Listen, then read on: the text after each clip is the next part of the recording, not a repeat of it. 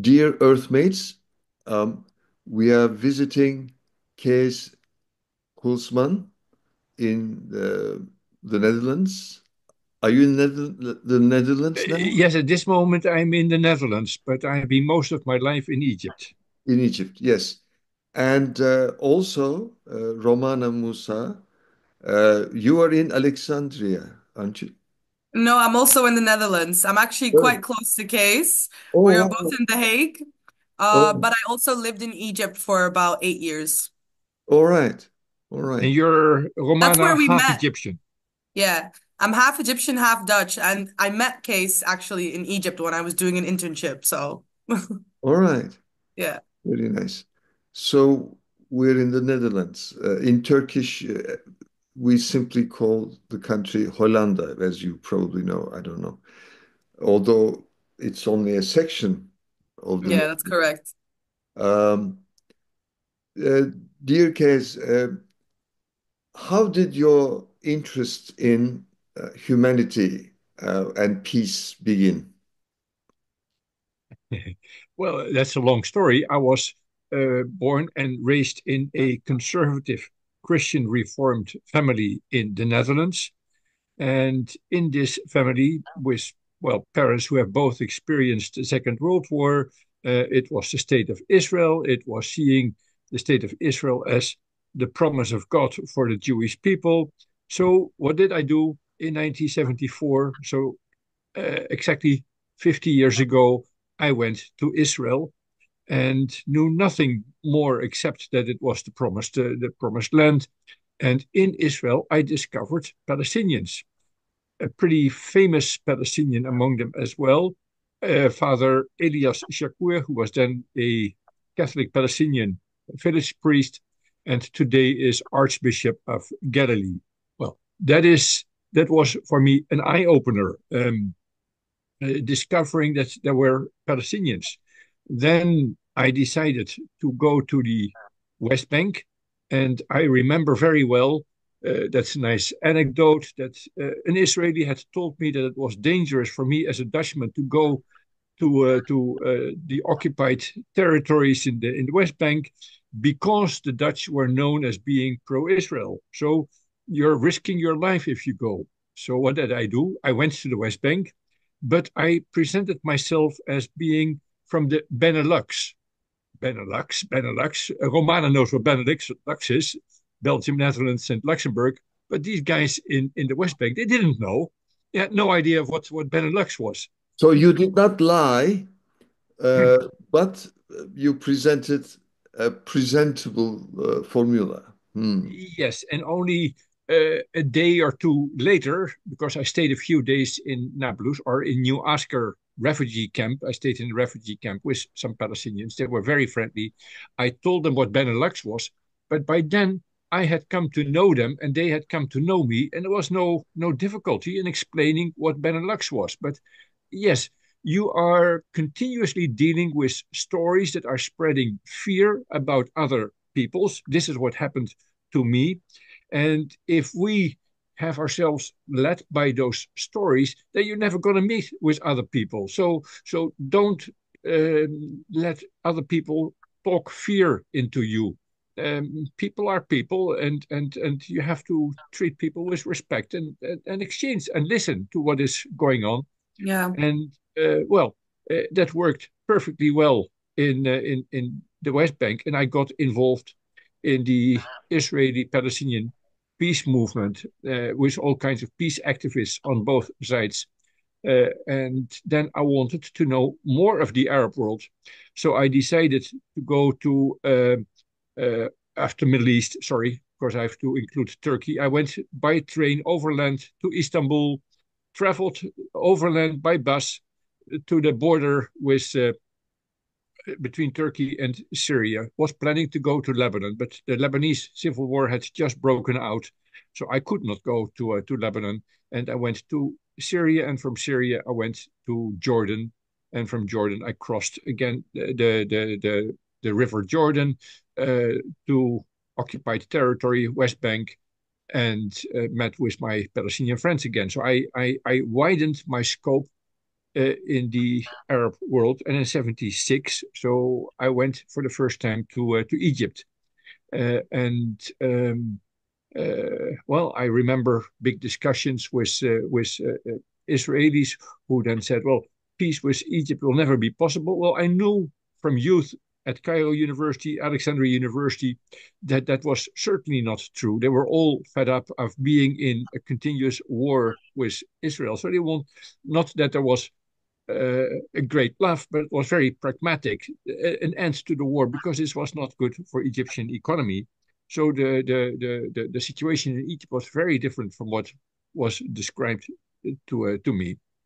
And then Sadat went to Jerusalem, and that made me move to Egypt. And I've been most of my life in Egypt, engaged in uh, uh, Muslim, non-Muslim dialogue, and well, discovering the stories that were written about Muslim-Christian relations in Egypt, published in the West, were not what I found in Egypt. It is far different from how most media write about it. It's all black and white. So that's why I started with my dialogue center in Egypt and showing a different side of Egypt as any country, um, not black and white, but with all kinds of shades of gray in between. And well, with people that are very reasonable. And of course, you have your radicals as well, sadly, but that's not only Egypt, that's in most countries, sadly. Uh, True. I assume that 99% of the people everywhere are basically good. It's a matter of communication. People Yes. are trapped in categories Yeah, that alienate most people. So yeah, um, that's I, true. I agree with People are usually also afraid of the unfamiliar, and that's a real issue. If people are not as afraid to discover what is not known to them, then there wouldn't be so many issues because you get to listen to each other's stories and feel empathy towards each other. But without actually trying to make that step, people do stay in their categories. Yeah. true, Yeah, true, Romana. yeah. Yes. And uh, the Anna Lindh Foundation. Um, Thanks to you, I learned about your foundation, and I also learned about the Swedish Social Democrat politician, human rights activist Anna Marie Lindh, who was unfortunately assassinated. And and uh, when was the foundation I was going to say published. Well, it was published. Founded. No, it was founded in 2004. So it was agreed among the Europe. First of all European countries are part of the Anna Lindh Foundation, so all EU countries, plus 16 MENA countries, Middle East and North Africa. Then it was agreed that all countries could uh, uh, compete with each other for where the headquarters would go to. And Egypt had established the Bibliotheca Alexandrina and offered the Anna Lindh Foundation space within the Bibliotheca Alexandrina, which is a very nice location in Alexandria, very well equipped. And Egypt got the main office of the Anna Lindh Foundation. Well, I was at that moment already in Egypt. So naturally, I was involved with the Anna Lindh Foundation since it was founded in 2004. And I've been part of the Egyptian network of the Anna Lindh Foundation. So I know pretty well how the organization works. And when the vacancy came this spring in the Netherlands, well, it was naturally that we applied for the function of for the position of head of network of the Anna Lindh Foundation. That is not for people, that is for an organization. So it's our Dutch Arab West Foundation that participated in the elections. Romana made a beautiful film explaining the Arab West Foundation, and we won the elections with something that is rare, but 83% of The the votes, yeah. votes. So that was a pretty good result. But again, Congratulations and thank you. people knew that we knew the Anna Lindh Foundation, and they wanted to reach out to youth. And Romana made sure to show them physically that youth is participating in the Anna Lindh Foundation. Great, great. This is inspiring. And yes, uh,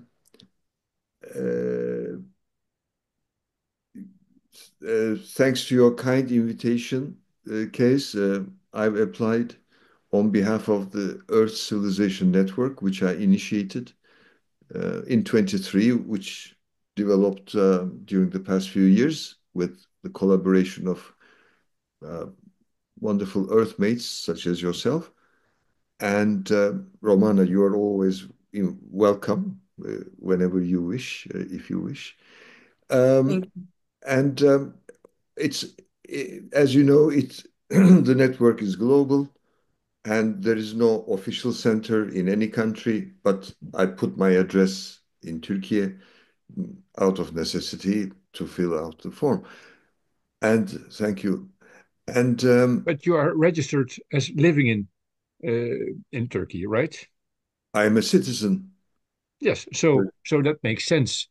And Yes. we are both meeting the head of the Turkish network in Alexandria on the 11th and the 12th of December, because then we have an international network meeting, and we will follow up that Earthmates is also Great. I'll be happy. accepted as a member of the network. Yeah, great, great. Thank you. I mean, to make it clear, I added my address not because I'm the official head of the social platform, but I'm the initiator Yeah, and co-founder. which makes sense. Yeah, okay, thank you. Um, and the second signature is from Teresa Cadet, the former president of Pan Portuguese Center, and she was also on the board of the Pan International with me some years ago. And yes, we need to improve intercultural communication and interactions, the synergy, local synergy. Um, uh, so at this point, Romana, what would you like to say? How about your uh, enthusiasm in regarding human rights and the global solidarity? Well, for me especially, it hits close to home because I'm half Egyptian, half Dutch, and I was raised in two different cultures, and I always felt like I didn't necessarily completely fit in. But at the same time, at home, I always felt that I was raised with the fact that two cultures can come together in harmony without having any issues. My parents, for example, my dad is Egyptian Muslim, and my mother is Dutch and Roman Catholic. And they married together, and they never, like, of course, they have issues whenever, just like a normal married couple would. But whenever there are issues, it's never about religion or culture. And I was raised in this almost harmonious sense that yeah, it can happen. You don't need to be fighting with each other. You don't need to have certain prejudice about the other culture or religion unless if you just take the time to get to know each other, then you can live harmoniously. And in terms of human rights, why I think that is so important, I also have in my own personal life, when I was living in Egypt, I was there during the Arab Spring, and that happened in the 2011. And I saw with my own eyes what kind of, I think I need to choose my words carefully, but how Egypt dealt with human rights during this uprising. One of my friends, actually very close friends of mine, took part in these riots or protests or whatever you want to call them. And in doing so, he actually his only goal was to rise up against injustice and the economical crisis and what was going on in actually all these countries during that time. And what happened was is that he got arrested alongside 48 other people that were just standing there in the street. Not some of them were maybe raising their voices, and other people were maybe doing things that were not right. But when you make a group arrest of 49 people, there's no way you can actually make sure that who did what and who whatever. So and they got arrested, and the 49 people all got the same sentence of 15 years of imprisonment. And yeah, my friend is still there after I think it's been 9 years now. So it's things like this that really hit me right where my heart is basically, and it just takes me so close back to home that I think we need to stand up in order to make sure that we can all live with justice and um not live with so much hate in the world. I agree. I agree. Yeah. I hope they will be let free soon. In Turkey, you probably know about the 2013 Gezi Park protests. I Yeah. was also involved, like I think millions of people in Turkey, in various cities. And unfortunately, Osman Kavala and several other intellectuals have been in prison now for about 6 years unfairly uh, Yeah. with fabricated accusations. And this is, This goes exactly the same for my friend Ayman Musa, who is in prison right now. Yeah. yeah. And False accusations, no trial, nothing, no well, fair. well, what is a trial when the judge is under the command of a single person Yeah. who claims to be the ruler of the nation?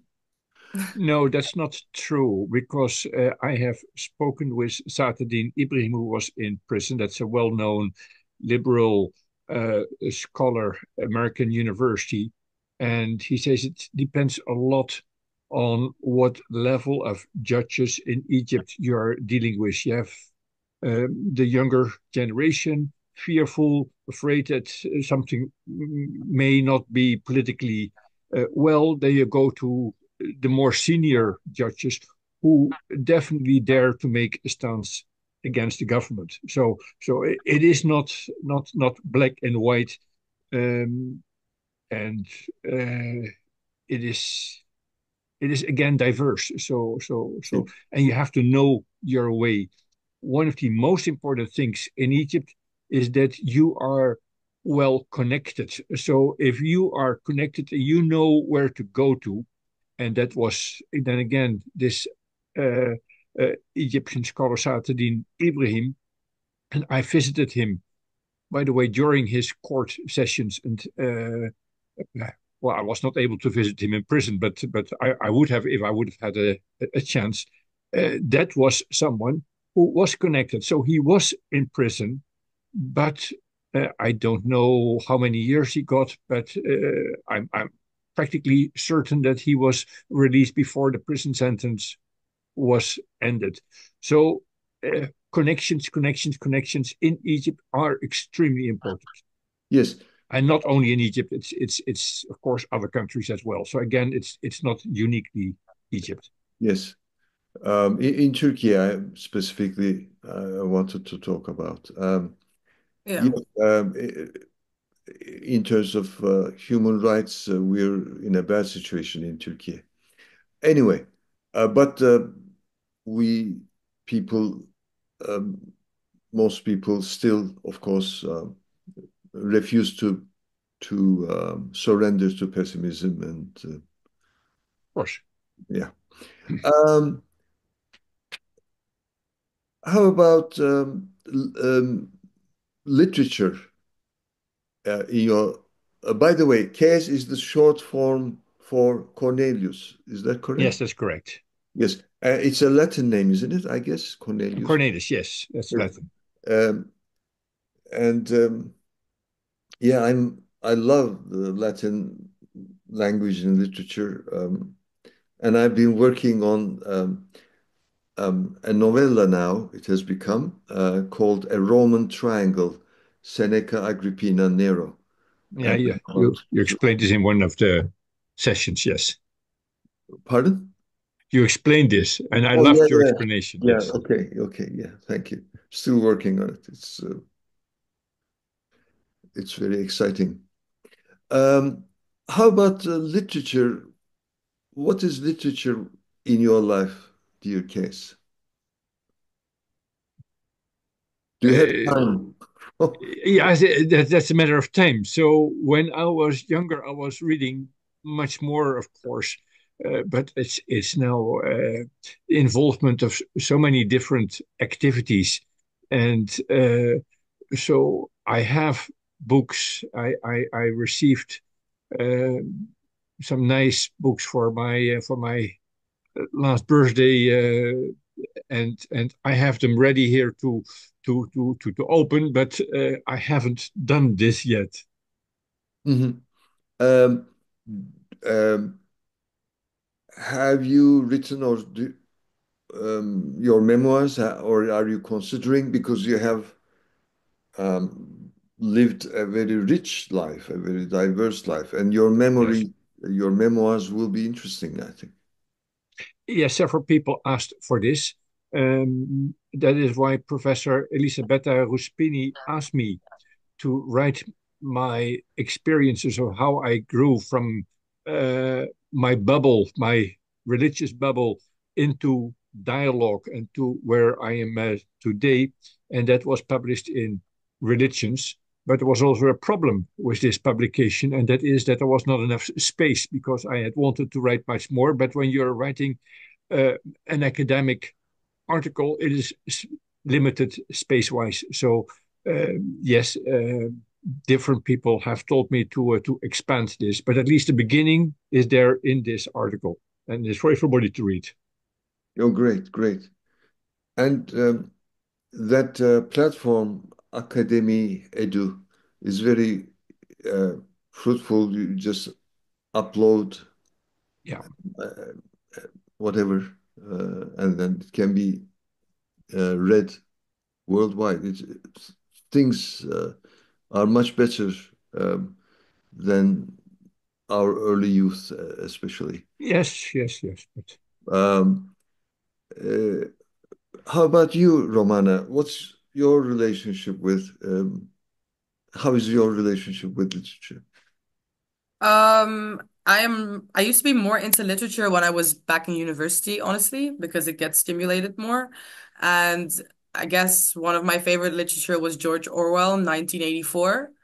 But yeah, besides that, I do write poetry. I'm interested in poetry, and I write my own, I guess, spoken word or poems. Yeah, besides that, honestly, not too much. Hmm. Well, that's very good. Writing. What language or languages do you write in? English and I write it in English, especially. I've been trying to do a mixture of Arabic and English.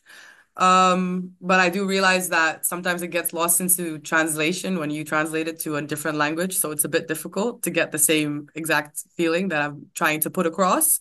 But yeah, mostly English. And also, I guess if I want to give a short background of what I write about, my parents, yeah, they've been chronically ill for I think about 5 to 6 years now. oh, And it's something that it was very difficult for me to deal with because I come from a very close-knit family. And so in the beginning, when this happened, my mom has Alzheimer's and my father had a heart attack. And after the heart attack, his heart never worked the same, unfortunately. He was even on the list for getting a heart transplant. So you can realize maybe how bad the situation is for him.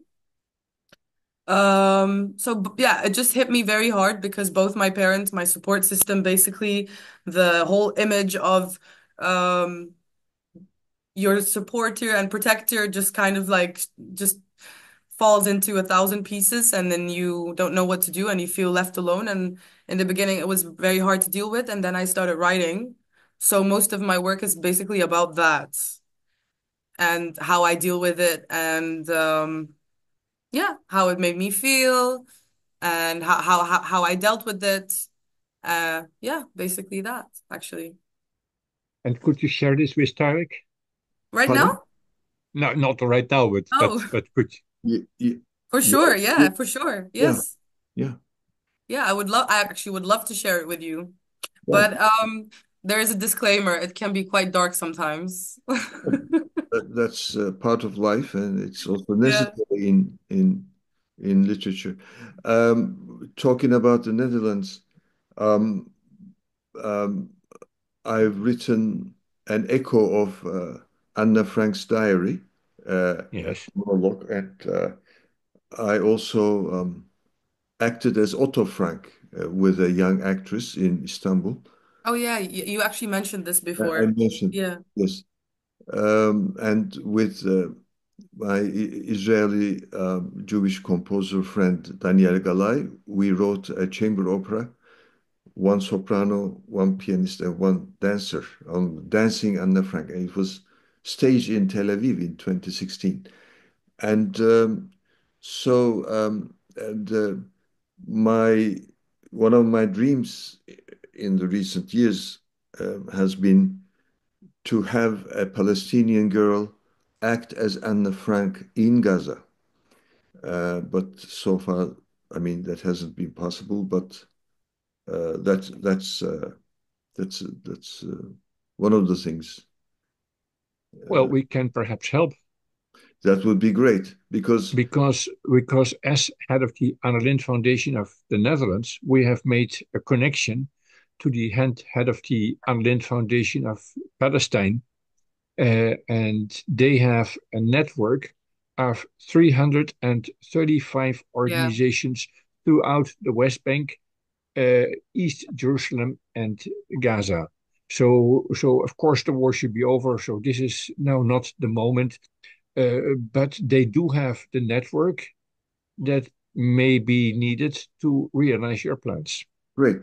So it's a monodrama uh, uh, uh, based on the extraction, careful extraction from her diary, and yeah. Um, so, what else would you like to mention, Case? Uh, uh, my traditional now question is my last question is what would you recommend to young Earthmates all over the world? Let me ask that, and then if you want to add if other things, please do. So, what would you like Well, to recommend to young? Well, that is internships in Egypt. I have been working with hundreds of students. One of them was Romana, and providing internships that we could very well help with in Egypt because after a long time that I spent in Egypt, had the connections with interesting people and could introduce youth to those people. Youth contributed to database building. We have a database for intercultural dialogue. And what I would like to see happening within the Anna Lindh Foundation is also that these internships are promoted throughout the entire region. So, of course, first in the Netherlands, we'll have to work on this, but then also go to other countries and to have a many internship exchanges as possible. So involve youth as much as possible. And the older generation should help youth to make that possible and use your connections and use your network to get youth started. And well, the effect is quite clear with Romana because well, it was an internship half a year in Egypt, about which she can say much more than I can. And now she's involved in the Anna Lindh Foundation. So you see an effect, and in fact, it happened to myself when I was 20, I met with an 81-year-old Dutch diplomat who was much into dialogue. And I found the stories from that guy fantastic. He introduced me to people. So we should involve youth as much as possible and need to have also the dialogue between the older generation and the younger generation because we should work together. Exactly. That's my wish to see also happening for the Anna Lindh Foundation. Yeah, great. Thank you. Thank you. And um, Romana, what would you like to recommend to old Earthmates in the world? Yeah, To be more open and to get out of your bubble because I know that once you get a certain routine in your life, could be with anything, with work or just your everyday life, anything. It's hard to break free from that routine and get out there and get to know other people, but just be open to other people's stories. As long as you're open to hearing what other people have to say, you don't have to agree, you don't have to be on the same page, but just listen. And then you get to know, yeah, more information, you get to know each other better. Maybe it sparks an interest in you and somehow then maybe use the internet or for some other reason to find out more, but just be open. That's one thing I really, really want to make sure that people do. Be open. Get mm, out of your bubble. Get out there. Yeah. great. By the way, a composer friend of mine, Turkish, he's a genius, Selman Ada. We have written 8 operas together, and the first one was Ali Baba and the 40 Thieves. And since 1988, our dream has been that it be staged at the Cairo Opera. Is the Cairo Opera functioning? Is opera and Yes, it ballet? is. Yeah. Okay, Yes, it is. so that I'm would be. sure Case has some connections there. Yes. Oh yeah, then we'll be happy to present it. It was performed in Germany, in German, yes, because of the music, and it's a humorous, um, you know, Satirical? yeah, it's satirical, humorous, and yeah, why not? And I visited Egypt twice. Did I mention it? No, you didn't actually. In 2010 with my wife on a tour. And in 2019, there was a forum of International Secular Forum. And my friend Shahriar Kebir, unfortunately arrested um, uh, in Bangladesh now with fabricated accusations. He's in he needs international help. He and we were invited to Cairo, so I visited. And um, uh, uh, in 1989, I had prepared a visual poem about Cheops. How would Cheops be expressed as a visual poem?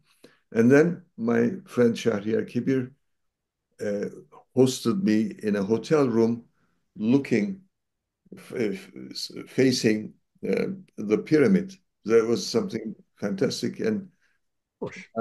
And my Turkish composer friend, and we wrote another opera.